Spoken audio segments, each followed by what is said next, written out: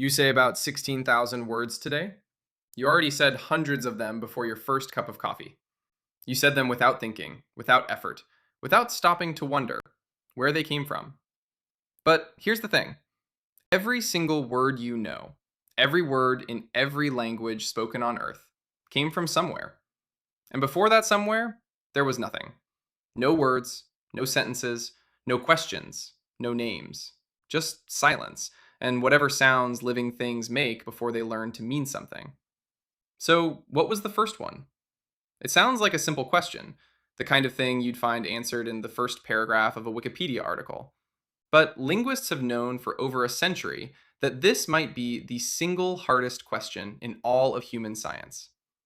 In 1866, the Linguistic Society of Paris actually banned any research on the origin of language. Not because the question wasn't interesting, because it was too interesting, and nobody had any real way to answer it. The debate kept going in circles and producing nothing but arguments. Here's the problem. When archaeologists want to understand early humans, they dig. They find bones, tools, ash from fires, marks carved into stone. The physical past leaves physical evidence. But language is made of air. A word spoken 300,000 years ago disappeared the moment it left someone's mouth. It didn't fossilize. It didn't leave a mark. There is no recording, no inscription, no trace of any kind. We know more about what our ancestors ate than about what they said. We know they were using stone tools 3.3 million years ago. We know they controlled fire at least 1 million years ago. We have footprints in volcanic ash, ochre drawings on cave walls, beads threaded onto string. The physical record of early human life is surprisingly rich. But the moment you ask when they first opened their mouths and said something that meant something, the record goes completely dark. And yet, in the last few decades, scientists have found a way in. Not through fossils, not through archaeology, but through something hiding in plain sight, inside the languages spoken by 8 billion people alive right now.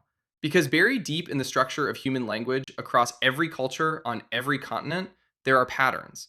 Patterns that don't make sense unless they all trace back to the same source. Patterns that point toward a single ancient origin.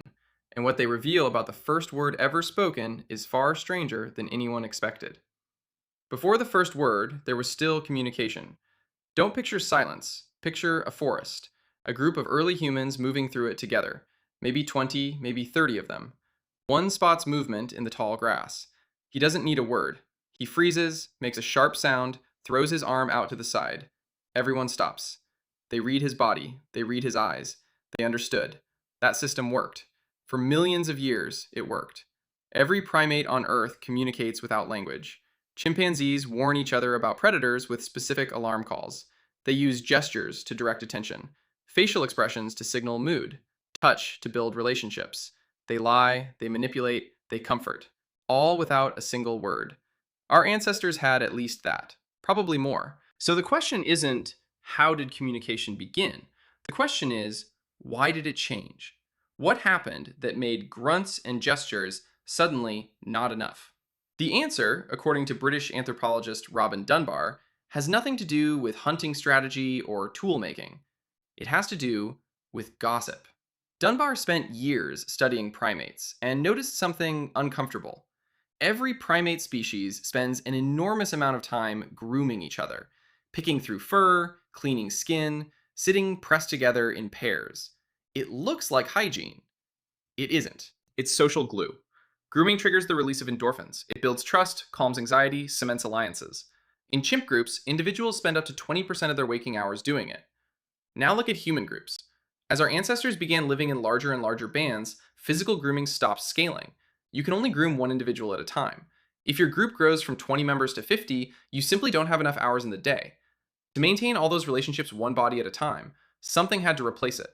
Dunbar's theory is that language evolved as a kind of vocal grooming, a way to bond with multiple people simultaneously, to maintain social relationships across distance and time, to keep a group of 50, then 100, then 150 people coherent and connected, without everyone having to sit still and pick insects out of each other's hair. In other words, the first conversations weren't about survival tactics or naming animals. They were probably closer to what you did this morning. Checking in, complaining about something, commenting on what someone else did yesterday, sharing something that happened to you, talking about people who weren't even there. The very first function of human language The reason it started at all was almost certainly the same thing we now call small talk. The thing most people consider the lowest form of conversation may actually be the reason conversation exists at all. So, what did it actually sound like? Linguists have a tool called the comparative method. It works like this: take two languages that are clearly related, Spanish and Italian, for example. Compare their words systematically. Find the patterns in how sounds shifted over centuries. Run those patterns backward, like rewinding a tape. You can reconstruct the language they both descended from, a language that may have been spoken thousands of years ago. It left behind no written record whatsoever. Using this method, scholars have reconstructed Proto-Indo-European, the common ancestor of most European and South Asian languages, a language spoken roughly 6,000 years ago. Nobody alive has ever heard it, but we know words from it. The word for father was something like Peter. The word for water was something like Woder. The word for star was Huster. You can hear the echo of them in English, Latin, Greek, Sanskrit, languages separated by thousands of miles and thousands of years. 6,000 years sounds ancient. It isn't. Not even close. Modern humans have existed for at least 300,000 years. Written language is only about 5,000 years old, which means there are roughly 295,000 years of spoken language. The comparative method cannot reach that far back. The trail goes cold long before we get anywhere near the beginning. But there are other clues, and one of them is hiding in every language on Earth. Look at the word for mother. In English, mother. In Russian, mat. In Swahili, mama. In Mandarin, mama. In Arabic, In Zulu, umama. In Hawaiian, makuahine. These words come from completely unrelated language families, languages with no common ancestor anyone can trace, and yet they all share the same sounds: soft consonants, open vowels, the lips barely needing to move at all. This is not a coincidence. Developmental psychologists have an explanation. A newborn's mouth and throat are not yet capable of complex articulation. The earliest sounds a baby can physically produce are labial sounds, sounds made with the lips. B, p, the open vowel a. Before any learning happens, before any teaching, a hungry infant opens its mouth. What comes out is something like mama, or baba, or papa. Every mother in every culture heard that sound and answered to it. And so those sounds, in every corner of the world independently, became the words for the people who responded. The very first words may not have been invented at all. They may have been cried into existence by people who had no idea they were speaking yet. Here's what that first word actually did. It didn't just label something. It didn't just replace a gesture. The moment a sound became a symbol, the moment a specific arrangement of air meant something beyond itself, it didn't just change how humans communicated. It changed how humans thought. This is the part that most people miss. Before language, your ancestors could perceive the world around them with extraordinary precision.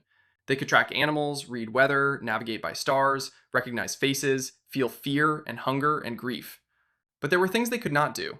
They could not think clearly about yesterday. They could not make a specific plan for 3 days from now.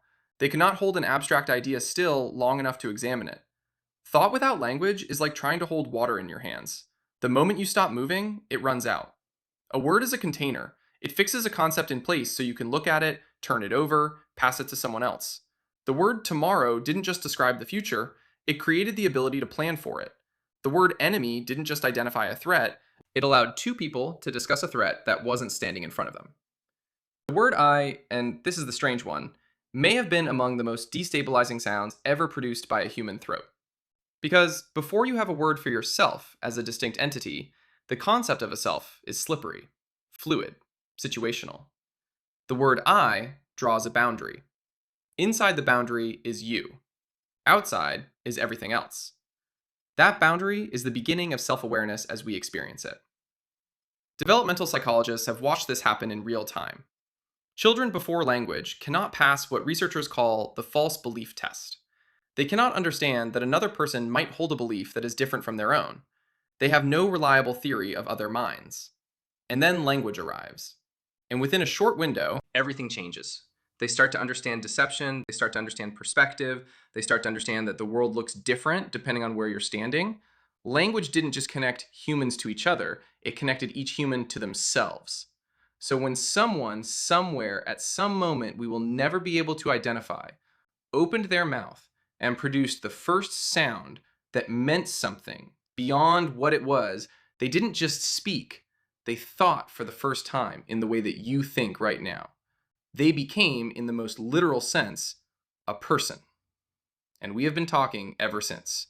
16,000 words a day, every single one of them descending in an unbroken chain from that first impossible sound, made by someone whose name we will never know, in a place we will never find, on a day that changed everything.